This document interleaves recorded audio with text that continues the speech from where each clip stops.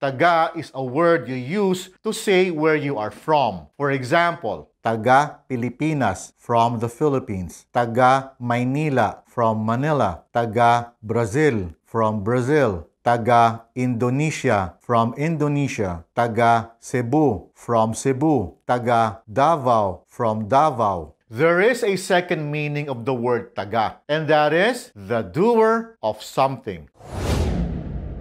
Taga-masid, an observer. Taga-bantay, a guard. Taga-luto, a cook. Taga-linis, a cleaner. Taga-walis, a sweeper. Taga-salin, a translator. Another meaning of the words taga-salin is someone who fetches any liquid and pours it into a container. Taga-suporta, a supporter. Taga-ayos, someone who arranges things or someone who fixes things, or a fixer. Taga-tagay, someone who fills liquor and passes the glass around. Taga-sundo, someone designated to go and accompany or drive someone home.